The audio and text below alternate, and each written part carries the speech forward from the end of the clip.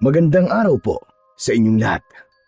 Narito na naman po tayo sa paglalahad ng natatanging kwento ng buhay ng may 10 taong gulang na batang si Arman.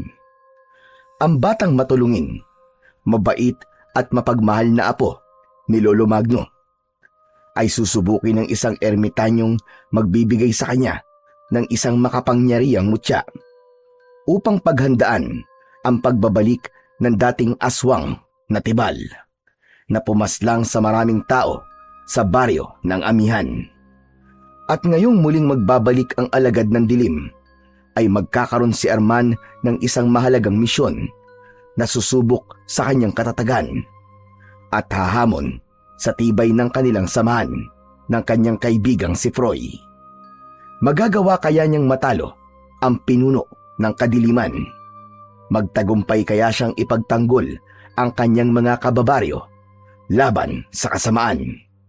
Sama-sama po nating pakinggan ang pakikipagsapalaran ng batang may mutya ng mata ng kwago. Ngunit bago po ang lahat mga idol, huwag po nating kalimutan mag-subscribe at i-hit ang notification bell sa aking YouTube channel na The Voice Addict at Apong Isaak, para sa mas marami pang makapigil hiningang kwentong aswang at katatakutan mula sa mundo ng kababalaghan. Umpisahan na po natin ang kwento. Arman! Arman! Aba, nandito ka lang pala sa likod ng bahay eh. Kanina pa ako naghahanap sa'yo. Ano bang ginagawa mo ritong bata ka? Hala, bakit niyo naman po ako hinahanap, Lolo Magno? Alam niyo naman po kung nasan ako eh. Aalis na po ba tayo? Teka, sandali lang po. Bakit niyo nga po pala ako hinahanap, Lolo? Pambihira ka naman bata ka, oo. Bakit naman kita hindi hahanapin? Gabing-gabi na. Hindi ka pa nag-aalala na baka matsyempo ang karito ng mga aswang? Ano ba kasi ang hinahanap mo dito? Madilim na oh. Pambihira naman oh, kung kailang gabi na saka ka pa tumatambay dito sa likod ng bahay natin. Lolo naman hindi niyo po ba alam na sa gabi lang po lumalabas sa mga kuliglig? Natutuwa po kasi ako sa nililikha nilang ingay Saka nagpaalam naman po ako sa inyo kanina Ay, nakum bata ka. Oo, sige na. Ang ibig mo sabihin nanguhuli ka ng kuliglig sa tuwing mawawala ka at pumupunta ka rito? Abay, delikado, apo. Hindi mo ba alam na dito sa baryo ng Amihan ay marami ang nagkalat na elementong nagtatago sa dilim? Paano kung matsyempuan mo ay ang kuliglig na alaga pala ng isang diwata o engkantong itim? Abay, Diyos ko kang bata ka.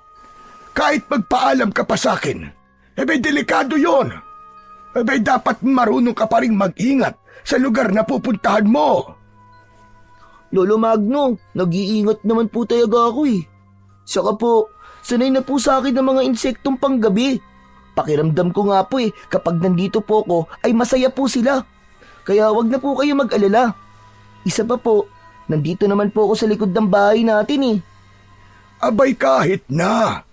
Kung may humila sa'yo rito at takloban ng bibig mo, walang makakapansin sa'yo dito. Diyos kong bata ito. Halika na nga. Umalis na tayo rito. Teka, alam mo na ba ang balita sa kabilang baryo? Nako, Arman, matatakot ka talaga sa ikikwento ko. Hindi ba't kilala mo naman si Raul, yung kalaro mo nung isang araw? Natagpuan ng mga magulang sa kakahuyan. Naliligo sa sariling dugo. At ang nakakatakot pa, ang balat punong-puno raw ng mga butas na parabang nanggaling sa matutulis na pangil.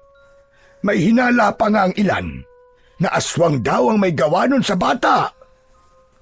Lolo Magno, kasalanan po ni Raul kung bakit po siya napahamak. Hindi naman po nakakapagtakang may mangyaring masama sa hambog na yun, Lo Masyado po kasi siyang malupit sa mga hayop, kaya siguro pinarusahan po siya ng kalikasan. Jesus Mariosep na batang ire! Ay nako! Paano mong nasasabi ang mga bagay na yan Kaibigan mo siya, di ba? Lumalabas na parang sinisisi mo pa yung bata. Namatay na nga ang tao Hindi ba't ganun ka rin naman? Kapag pinairal mo ang katigasan ng ulo mo, abay, matutulad ka talaga kay Raul. Kaya't seryosohin mo ang mga sinasabi ko sa iyo at mga pinapayo. Dahil para sa iyo lahat yun.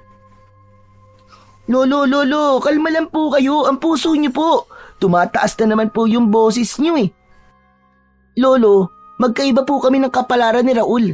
Kaya hindi po mangyayari sa akin ang mga nangyari sa kanya. Saka, paano po ba niyo nasasabing aswang po ang pumatay sa kanya? Wala naman po nakakita sa nilalang na pumatay sa kanya, di ba? Ay, nakong bata ka. Hindi ko na talaga alam ang gagawin sa iyo. Ang balita ko may bago na naman daw na biktima ang aswang. Malapit sa baryo natin. Lolo Magno, tigilan na po ninyo ang aswang-aswang na yan. Tama na po. Kung totoo po may aswang na gumagala at nambibiktima ng mga tao, aba, hindi po ba't problema na po yun, Kapitan? Diyos kong bata ito. Wala na akong mailusot na katwiran sa iyo. Kaya nga nag-aalala ko sa iyo nang bigla kang nawala kanina dahil totoong may gumagalang aswang nga sa baryo. Kaya sumunod ka na lamang sa mga sinasabi ko, Apo. Aba, nag-iisa lang ang buhay natin. Hindi natin maibabalik kapag nawala na. Pasensya na po kung pinag-alala ko po kayo, Lolo. Alam ko naman po na totoo po ang mga aswang. Kaya lang po, paano niyo pong nasabing aswang po may gawa nun? Wala pa naman po nakakakita sa mga nilalang na yon, hindi po ba? Hindi pa naman sigurado, Apo. Tama ka. Kaya lang kakaiba talaga ang pagkamatay nila. Wakwak ang tiyan at nawawala ang laman loob. Kaya alam ng mga tao aswang ang may gawa nun. Ay nako, tara na nga, Apo. Pumasok na tayo sa loob ng bahay. Huwag ka nang manghuhuli ng mga insektong panggabi, ha? Nang hindi na ako palagi nag-aalala sa'yo. Pero Lo, hindi ko naman po pinapatay ang mga nahuhuli kong kuliglig. Ikinukulong ko lang po sila sa palad ko. Pagkatapos po, pinakikinggan ko po mga huni nila. Ang gaan po kasi sa pakiramdam ng nililikha po nilang mga tunog. Pambihira ka talagang bata ka, oo. Alam mo bang ang ikinamatay ni Raul ay ang panguhuli din ng kuliglig? Apo, makinig ka naman sa akin, parang awa mo na. Ano naman po ang koneksyon ng kuliglig sa pagkamatay ni Raul, Lo? Maliit lang naman po silang kulisap na walang kakayaang makapanakit ng tao. Malaki ang koneksyon, Arman. Dahil nakapagtatakang ang napapahamak lamang ay ang mga batang nanguhuli ng kuliglig sa gabi. Ang alam ko sa mga nangyayari, Apo, na madalas din na ikwento sa akin ng lolo ko dati, ang mga aswang tibal ang may gawa nun. Sila ang mga laman lupang isinumpa ng mga diwatang nagbabantay sa mga kuliglig.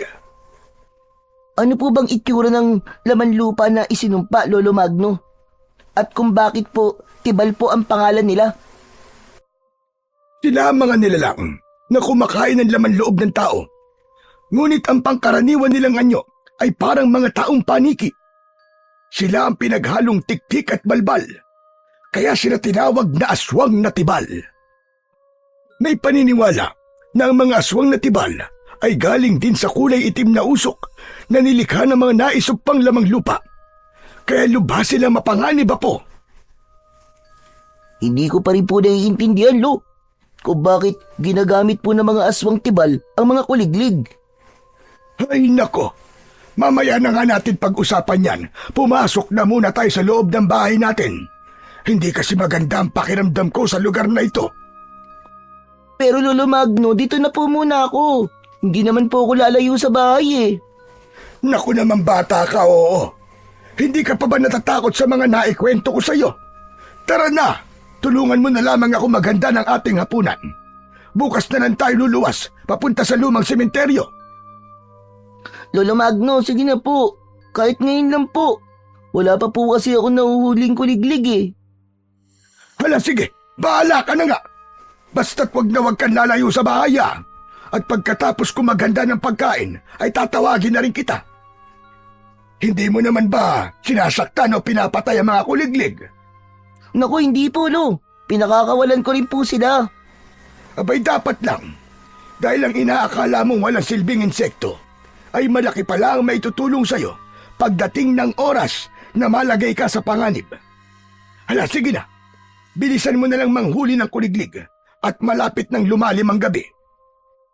Hinintay na muna ng may 10 taong gulang na batang si Arman ang pagpasok sa loob ng kanilang bahay ni Lolo Magno. Bago siya tumakbo papunta sa kakahuyan na malapit naman sa kanilang bahay, nagawa naman sa kawayan at anahaw. Tanging ang liwanag lang ng buwan ang nagsisilbi niyang tanglaw sa daan. Marami rin ang mga alitap-tap na lumilipad sa mga puno. Kaya naman, tuluyang nalibang si Arman sa panonood ng magagandang ilaw na dala ng mga insektong panggabi. Pati na ang tila musikang huni ng mga kuliglig ay nagdulot sa kanya ng kakaibang pakiramdam. Sa Baryo Amihan ay sagana sa nagtataasang mga puno, malawak na bukirin, pati ng mga ilog na malakristal ang linaw.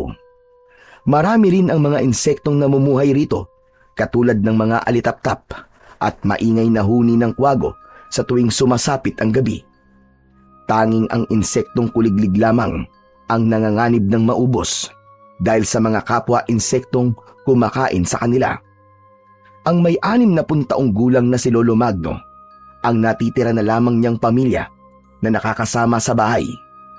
Mahigpit ang matanda sa pagbabantay sa kanya, lalo na at marami ang napapabalitang sunod-sunod na pagkamatay ng mga bata sa kanilang lugar. Kaya halos sabik siyang maglayas at makipaglaro sa kapwa niya bata. Pero kahit ganon, hindi naman sumasama ang loob niya sa kanyang Lolo Magno.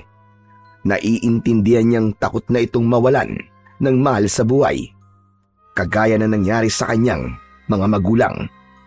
Namatay ang mga ito sa isang aksidente sa motor at magmula nun ay palagi nang nag-aalala sa kanya ang matanda. Kaya naman, siya na ang tumanggap ng buong pagmamahal nito upang punan ang pagkukulang ng kanyang mga magulang sa kanya. Saktong paglapit niya sa malaking puno ay nakita niya ang isang maliit na kuliglig. Wala yung tigil sa paghuni na parabang mas lalong lumalakas kapag lumalapit siya. Pakiramdam niya ay masaya itong magpahuli sa kanya, na tila ba hinihintay siyang lumapit. Tangka na sana niyang ikukulong sa kanyang mga kamay ang kuliglig nang bigla siyang makarinig ng malakas na boses ng isang matandang lalaki. Humihingi ng tulong na bakas sa boses ang labis na takot, kasunod ng mga pag-angil na parabang nauulol na aso. Mariin niyang pinakinggan ang bawat kaluskos sa paligid. Kaya naman, bumilis ang tibok sa kanyang dibdib dahil sa takot. Diyos ko po, nagkatotoo na yata sinasabi ni Lolo Magno. Baka aswang lang yun na nagkukunwaring humihingi ng tulong para biktimahin ako. Nako! Dahil sa labis na takot, ay napilitan si Arman na talikuran ang pinagmulan ng boses ng matanda. Kaya lang, hindi niya matiis ito dahil muling naulit ang pagsigaw ng matandang lalaki habang humihingi sa kanya ng saklolo. Tulong! Tulungan niyo ako! Huwag kayo lalapit! Layuan niyo ako! Talakas ng boses ng matanda ay alam ni Arman na hindi yun isang pagkukunwari, kundi totoong nasa panganib ang may-ari ng matandang boses. Naghanap siya ng kahoy na maaari niya magamit sa oras na harapin niya ang kinatatakutang nilalang ng matanda. Maingat ang mga hakbang ng paa na hindi inaalis ang paningin sa pinagmumula ng kumusyon. Bumundol ang kaba sa kanyang dibdib habang papalapit siya sa kinaroroonan ng sumisigaw na matanda. Ilang saglit pa ay tumambad sa kanyang paningin ang isang nakakatakot na nilalang. Nilalapitan nito ang nakaupong matandang lalaki habang panayang atras papalayo sa nilalang. Payat ang katawan ng aswang at nakalantad ang mga buto nito sa likod. Bagamat nakatalikod dito sa kanya, ay alam niyang isang halimaw yun na madalas na nambibiktima sa mga tao.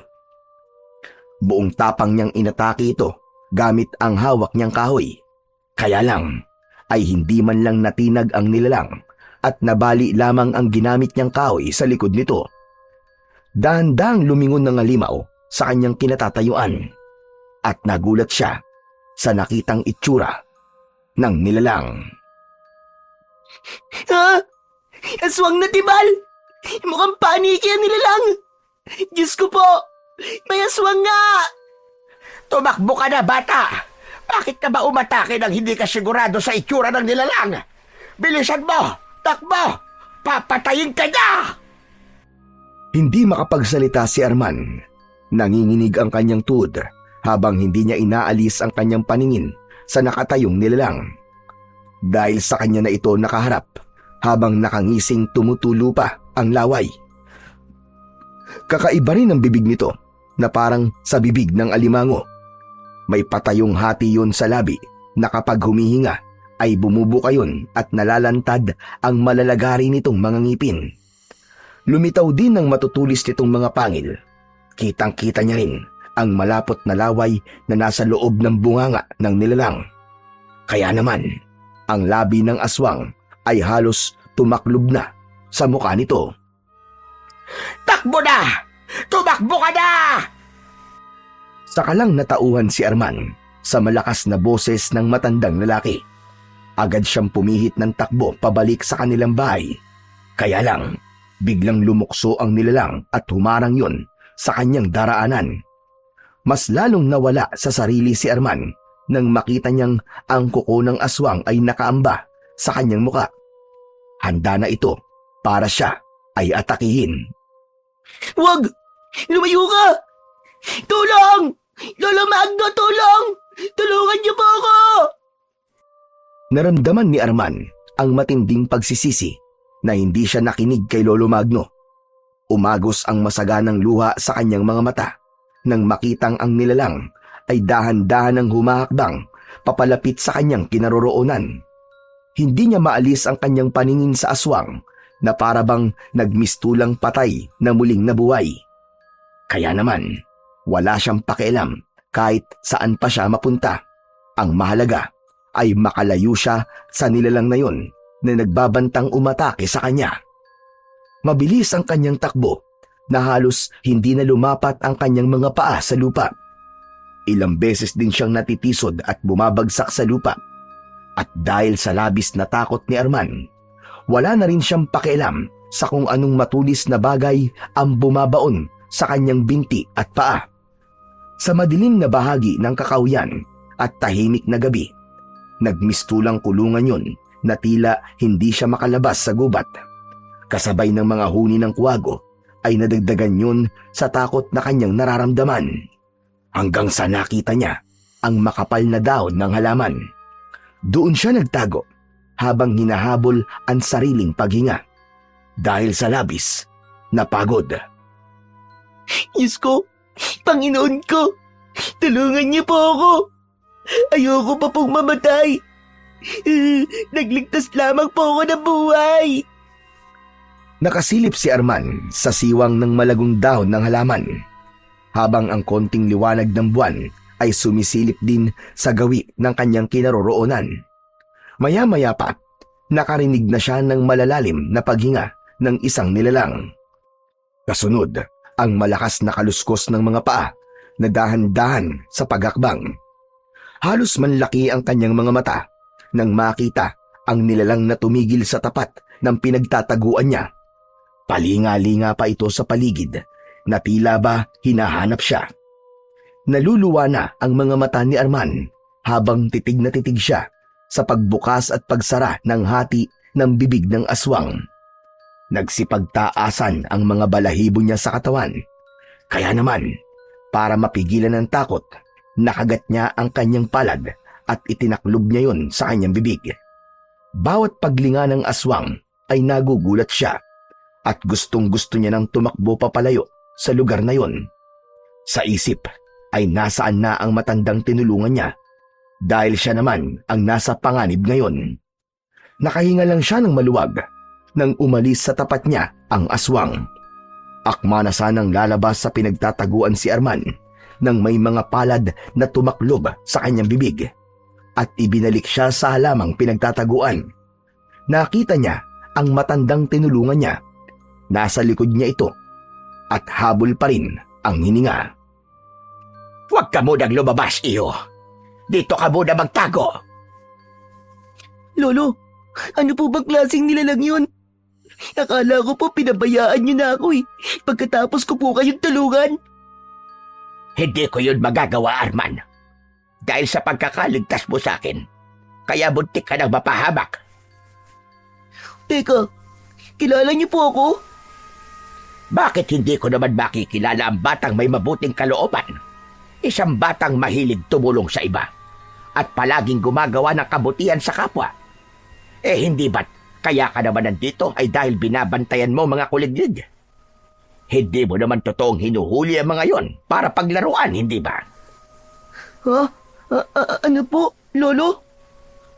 Huwag mo nang itanggi. Madalas kitang nakikita rito sa tuwing nagpapahinga ako. Alam mo bang dahil sa ginagawa mo, ay may mga buhay kang naililigtas? Diyos ko po, paano nakakapagligtas po ako ng buhay, Lolo? Lolo Empoy na lamang ang itawag mo sa akin. Ganito kasi yun, Arman, makinig kang mabuti. Ang aswang na humahabol sa iyo kanina ay ang mga nilalang na kumukuha ng enerhiya mula sa huni ng kuliglig. Kung minsan ginagamit nila yon para makapang-akit ng mabibiktima. Sila ang aswang na timal. Ang nilalang na may dugon tiktik at balbal ay mas mapanganib pa sa mga pangkaraniwang nilalang. Nangangamba kong muli silang maghasik ng lagim sa baryong ito. Nararamdaman kong nalalapit na ang kanilang pagbabalik. Lolo Empoy, pasensya na po pero hindi ko po kayo naiintindihan eh. Hindi ko po alam kung ano po ang ibig niyo sabihin. Arman, may dahilan kung bakit tayo nagkita. Ang totoo, sinadya kong subukan ka at napatunayan kong hindi nga ako nagkamali sa pagpili sa iyo. Ano po? Pagpili po saan? Ano po ba yun, Lolo Empoy? Pagpili sa batang haharap at lalaban sa mga aswang na tibal. Pipigilan mo ang pag-asik nila ng lagim sa pamamagitan ng pagkuha sa mutya ng mata ng kwago. Ikaw lang ang nakikita kong magtatagumpay sa pagpatay sa pinuno ng aswang na tibal.